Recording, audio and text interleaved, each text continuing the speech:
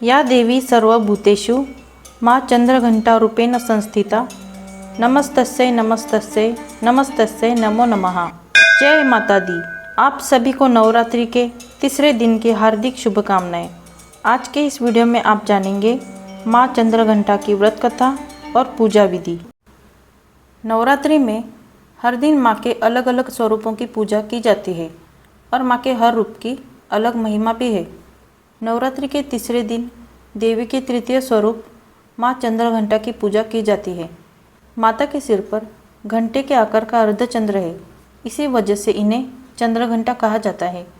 देवी चंद्रघंटा का वाहन सिंह है। इनकी 10 भुजाएं और 3 आँखें हैं। 8 हाथों में खंग बाण जैसे दिव्य अस्त्र शस्त्र है और 2 हाथों से ये भक्तों को आशीष देती है। इनका संपूर्ण शरीर दिव्य आभामय है। इनके दर्शन से भक्तों का हर तरह से कल्याण होता है। माता भक्तों को सभी तरह के पापों से मुक्त करती है। इनकी पूजा से बल और यश में बढ़ोतरी होती है। स्वर में दिव्य अलौकिक मधुरता आती है। देवी के घंटे सी प्रचंड ध्वनि से भयानक राक्षस भय खाते हैं। नवरात्रि के 9 दिनों में देवी के 9 रूपों की पूजा की जाती है। नवदुर्गा हिंदू धर्म में माता दुर्गा या पार्वती के 9 रूपों को एक साथ कहा जाता है। इन्हें पापों की विनाशिनी कहा जाता है। हर देवी के अलग अलग वाहन है और अस्त्र शस्त्र है। नवरात्रि का तीसरा दिन भय से मुक्ति और अपार साहस प्राप्त करने का होता है। इस दिन माँ के चंद्रघंटा स्वरूप की उपासना की जाती है। इनके सिर पर घंटे के आकार का चंद्रमा है, इसलिए इन्हें चंद्रघंटा कहा जाता है। इनके 10 हाथों में अस्त्र शस्त्र है और इनकी मुद्रा युद्ध की मुद्रा है। माँ चंद्रघंटा तंब साधना में मणिपुर चक्र को नियंत्रित करती है और इनका संबंध मंगल ग्रह से होता है। माँ चंद्रघंटा का पूजन विधि। माँ चंद्रघंटा जिनके माथे पर घंटे के आकार का एक चंद्र होता है, इनकी पूजा करने से शांति आती है, परिवार का कल्याण होता है।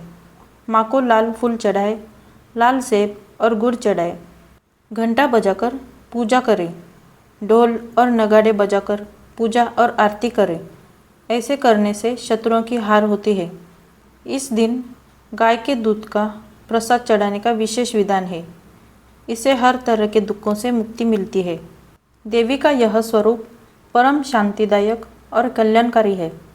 उनका ध्यान हमारे इस लोक और परलोक दोनों को सद्गति देने वाला है। इनके शरीर का रंग सोने के समान बहुत चमकीला है।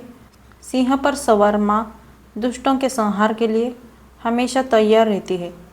इनके घंटे सी भयानक ध्वनि से अत्याचारी दानव, दैत्य और राक्षस कांपते रहते हैं।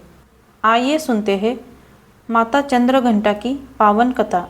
पौराणिक कथा के अनुसार जब दैत्यों का आतंक बढ़ने लगा तो माँ दुर्गा ने माँ चंद्रघंटा का अवतार लिया।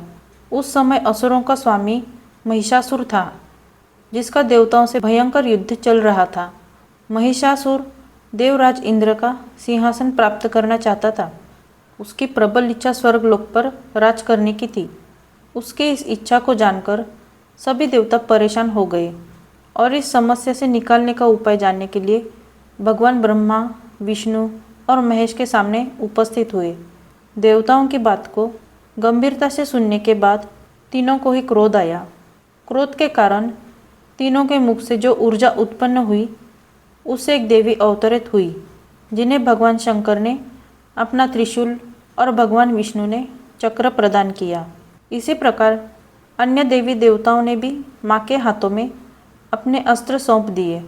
देवराज इंद्र ने देवी को एक घंटा दिया। सूर्य ने अपना तेज और तलवार दी। सवारी के लिए सिंह प्रदान किया।